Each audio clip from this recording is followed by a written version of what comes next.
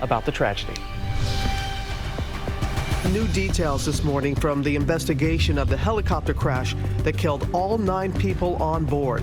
What we're now learning about all the victims and the weather during that crash. A witness saying the fog was thick as milk. Now, the iPad recovered at the scene, what authorities are hoping to find, and the emotional tributes from LeBron James and Shaquille O'Neal about the loss of their friend, Kobe Bryant. Closing arguments. President Trump's legal team make their final case today, facing those explosive allegations from former National Security Advisor John Bolton, as pressure builds for the Senate to call him as a witness. Coronavirus crisis. The government chartered a plane to evacuate Americans trapped at the center of the outbreak. As the CDC now recommends Americans avoid travel to all of China, and airports here step up the effort to screen for the deadly virus. Turning up the heat on Prince Andrew. The FBI and prosecutors now publicly calling out the royal for refusing to cooperate in the Jeffrey Epstein investigation. Tracking down answers. The major development in the case of those missing Idaho siblings. Authorities now tracking down their mother in Hawaii. Where are your children? What they're demanding.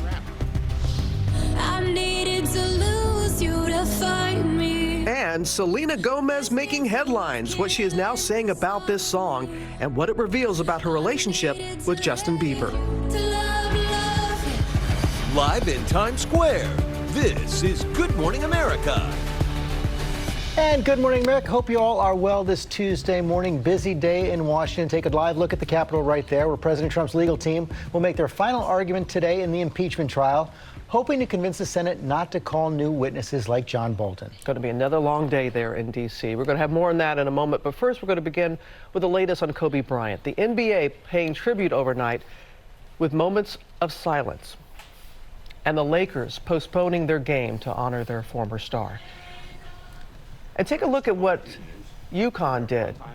That chair right there on their sidelines, it was decorated for Kobe's 13-year-old daughter, Gianna. She dreamed of one day playing for Gino Auriemma and the Connecticut Huskies. And at the Staples Center, fans gathered to watch Kobe's last game playing on the big screens outside. We're going to go to TJ Holmes, who starts us off near the crash site in Calabasas, California, with the latest on the investigation. Good morning, TJ. Yeah, good morning to you all. And investigators call this a, quote, devastating accident scene with a debris field that goes some 2 football fields long, with some debris being down the hill, some of it being over the hill. And while we're now learning more and more about all the victims on that plane, on that helicopter rather, and while we're learning and hearing more about the dedications to Kobe Bryant, the investigation now is going to focus on 3 things: man, machine, and environment. And investigators say they will answer the question, should the pilot have been flying where he was at that time? The NTSB is on the ground this morning investigating the circumstances surrounding the helicopter crash that killed NBA legend Kobe Bryant, his 13-year-old daughter Gianna, and 7 others, saying weather is just one of the many factors that may have contributed to this tragic accident. At 9:06 a.m., the helicopter left an Orange County airport and headed to a basketball game in Thousand Oaks. At 9:44, witnesses report hearing a helicopter flying very low. Air traffic controllers inform the pilot they can't detect him on radar. 2 Echo X-ray, you're still too low level for flight following at this time. Investigators say the helicopter did not have a black box and was not required to have one, but an iPad was found among the wreckage, which they believe was used for weather updates, flight planning, and tracking. Well, we haven't obtained the iPad yet. We know there was an iPad with ForeFlight on it. There were other electronics on board that we're looking for in the wreckage. One witness to Sunday's crash called 911 after hearing a big thud, telling ABC News the fog was thick as milk at the time. You can hear the helicopter and you can't see anything. I can't see anything. If I couldn't see it and I'm looking directly up at it, he's not going to be able to see anything on the ground. The L.A. County Coroner's Special Operations Response Team resumed their work Monday on the Calabasas mountainside to recover the victims. Bryant spoke about flying on helicopters as his preferred mode of transportation in a December 2018 interview with Barstool Sports, saying it allowed him to spend more time with his daughters. Traffic started getting really, really bad, right? And I was sitting in traffic, and I wound up missing like a school play because I was sitting in traffic. And this thing just kept mounting, and I had to figure out a way where I could still train and focus on the craft, but still not compromise family time. Kobe Bryant and his daughter Gianna died alongside basketball coach and mother of 3, Christina Mauser. John and Carrie Altabelli were also on the flight with their daughter Alyssa. Sarah Chester and her daughter Peyton were also on board. And the pilot, Ara Zabian, who according to Group 3 Aviation was flying the aircraft. Overnight, we heard from LeBron James for the first time since the accident, calling Bryant his big bro, writing, "I promise you, I'll continue your legacy, man. You mean so much to us all here, especially Laker Nation. Until we meet again, my brother." And his former teammate Shaquille O'Neal mourning the loss on his podcast. I'm not doing well. I'm sick. I'm just getting over the death of my sister.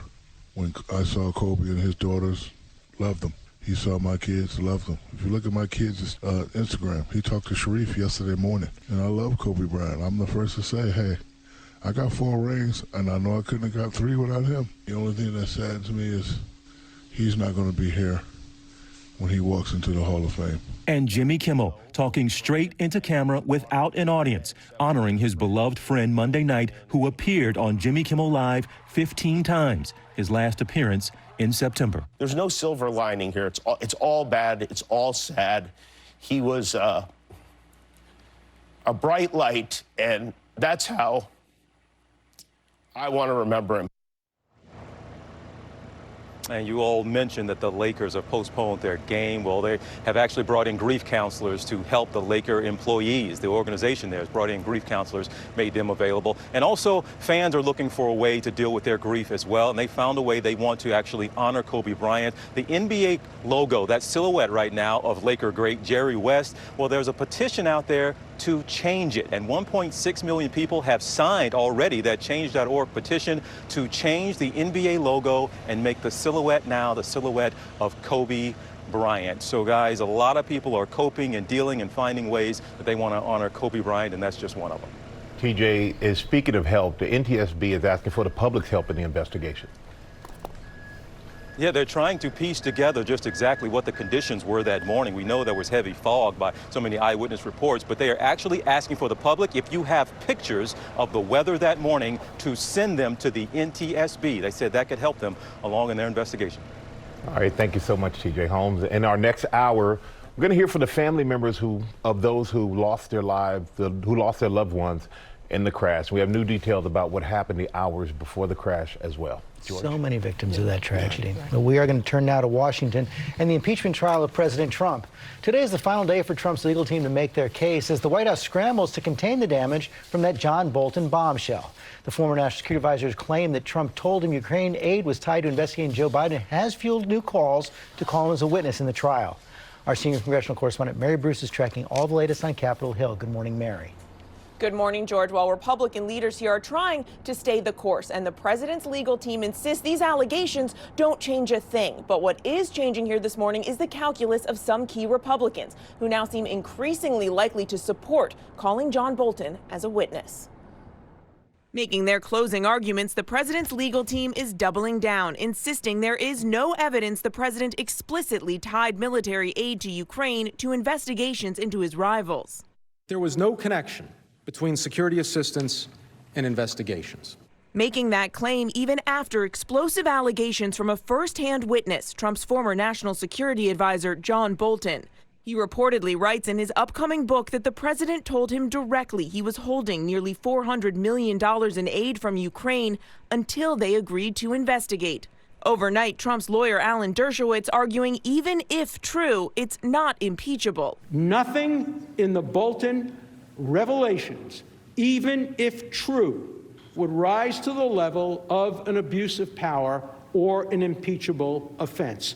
That is clear from the history.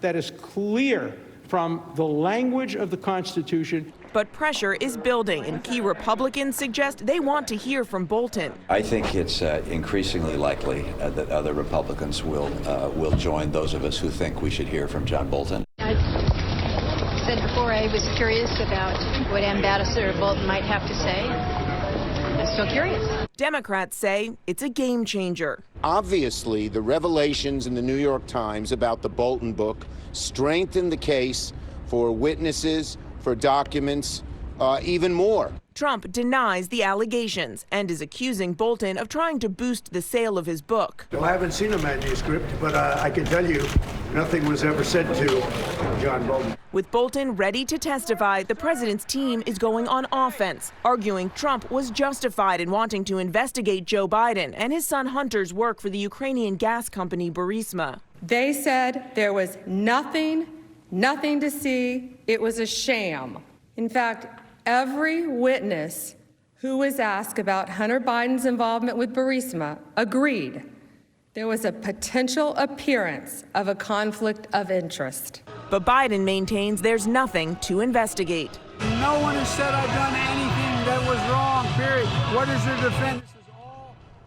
All eyes here are now on 4 key Republicans: Mitt Romney, Susan Collins, Lisa Murkowski, and Lamar Alexander. But, George, there is a very real sense that the dynamic here is shifting, that these witnesses are increasingly a very real possibility. That's the view from the Senate. Okay, Mary, thanks very much. Let's bring in our chief White House correspondent, John Karl. We just heard Mary reporting that on Capitol Hill, they feel like the pressure is growing, but the White House is really scrambling yesterday. But at the end of the day, they're more confident they can keep John Bolton from testifying? They are, George. It's a fluid situation. The White House just 24 hours ago was bracing for the possibility of witnesses, Bolton and perhaps others, but they are increasingly confident this morning that they can hold back the vote on this, that they can prevent the witnesses from being called. They're basically arguing that this would prolong the trial considerably because there would be legal challenges. That's the case they're making to those 4 moderates mentioned by Mary Bruce. They're also making the point that even if John Bolton is called to testify, even if he says everything that was reported in his book, it will not change the final vote on removing Donald Trump from office. Basically the point that Alan Dershowitz made at the end of his presentation. Meantime, John, the revelations from this manuscript keep coming. The New York Times is reporting that Bolton in the manuscript talks about talking to the Attorney General William Barr about his concerns about the president's dealings with dictators like President Xi in China, Erdogan in Turkey.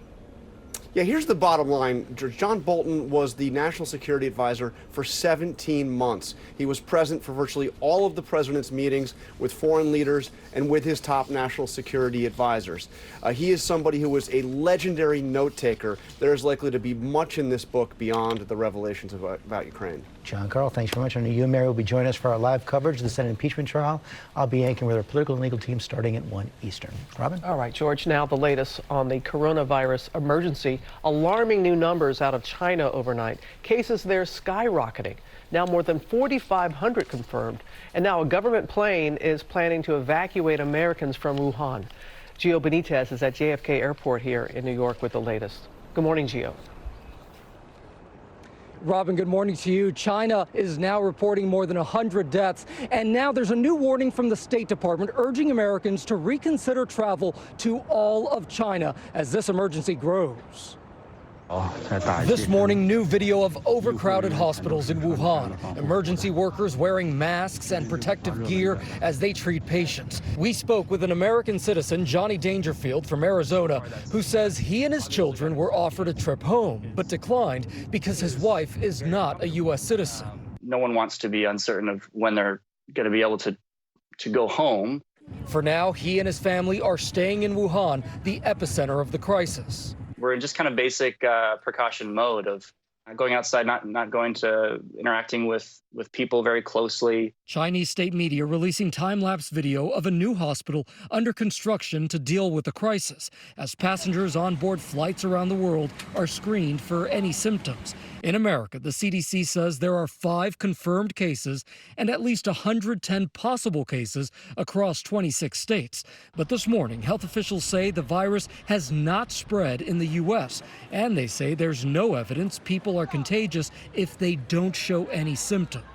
Now the U.S. government increasing staffing at 20 airports that contain quarantine facilities in an effort to screen passengers arriving from China. So again, that big headline from the CDC right now in America, this virus is not spreading, but of course that could change. And now we know that health officials are working on a vaccine that could take months, even years. George. Gio Benitez, thanks very much. Also this morning, the Supreme Court has handed President Trump a victory on immigration, ruling Monday that the administration can implement new rules that make it easier to deny green cards if the immigrants have signed up for public assistance or are likely to need it. Critics say the rules punish the poorest immigrants. The administration argues we should be admitting only immigrants who can pay their own way. Challenges in lower courts will continue. Robin? And the race for the White House, George. There are signs that Bernie Sanders is surging with just 6 days to go until the Iowa caucuses, the first votes in the nation, as you know. The Vermont senator's rivals are now stepping up their attacks against him. Eva Pilgrim is on the ground there for us there in Iowa. Good morning, Eva. Good morning, Robin. Yeah, people here in Iowa like to meet their candidates, some of them multiple times before making their choice, and many of them are still trying to decide as we are fast approaching caucus night. Less than a week until the Iowa caucus, Bernie Sanders is rising in the Hawkeye state. The reason we are going to win here in Iowa is we have the strongest grassroots movement of any campaign. This morning, a recent New York Times poll showing Bernie Sanders on top in Iowa with 25% of voters. Pete Buttigieg trailing with 18%, Joe Biden with 17%. I haven't looked at all the polls, but they're up, down, and I think it's going to be a close race in Iowa. No, we're feeling good. Polls are polls. But nationally, our new ABC News Washington Post poll shows Biden is still leading the pack, favored by 34% of likely primary voters. The poll also puts President Trump against potential opponents, finding Biden leading Trump 50 to 46%. Sanders also leading the president 49 to 47%. Klobuchar and Warren polling roughly even with the president. And the impeachment trial pulling Sanders, Warren, and Klobuchar off the campaign trail to fulfill their duties in the Senate. Meanwhile, Biden and Buttigieg both with jam-packed schedules here in Iowa. Guys. Down to the wire there in Iowa. Less than a week to go. Less than a week to go. You know it's 5 days away? What? The Super Bowl. That's right. The excitement is kicking into high gear at Super Bowl's opening night. The 49ers and Chiefs meeting with the media, and many of the players sharing their memories of Kobe Bryant and how they were inspired by the NBA great. And 49ers quarterback Jimmy Garoppolo also sharing some advice he got from former teammate Tom Brady. Yeah, he shot me a text, just good luck and everything like that, and it's just go handle business. It wasn't too complicated or anything. Just go win. Go win is right. That's it. Very simple. Just like that. Go win. That's right. The Super Bowl kicks off Sunday at Hard Rock Stadium, just north of Miami. A lot more stories coming up here this morning, including more on the Kobe Bryant tragedy. The families of those who lost their loved ones are now speaking out. Also this morning, the FBI now saying Prince Andrew is refusing to cooperate with the Jeffrey Epstein investigation. We'll have the latest on that. But first, let's check out Ginger. How's it going, Ginger? Everything's great, thank you. And we are actually talking about snow flying in western Kansas and Oklahoma. Already 2 to 3 inches reported. They've got 1 inch per hour snowfall rates. That storm is just part of a series of storms we're watching. A headline today for Southern California, wind advisories. If you're down in the valleys, you get somewhere between 40 and 50 mile per hour gusts.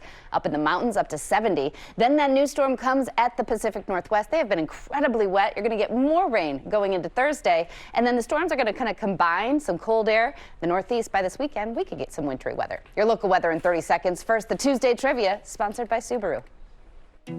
We fit a lot of life into our Subaru Forester. It's good to be back. Over the years, we trusted it to carry and protect the things that were most important to us.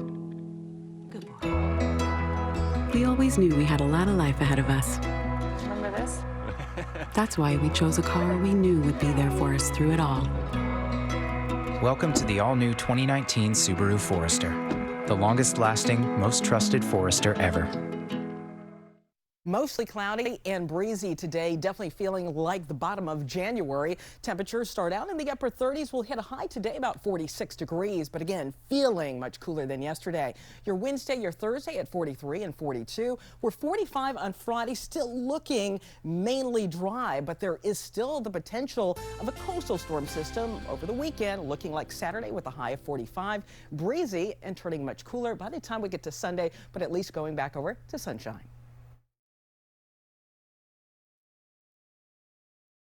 Story when we come back.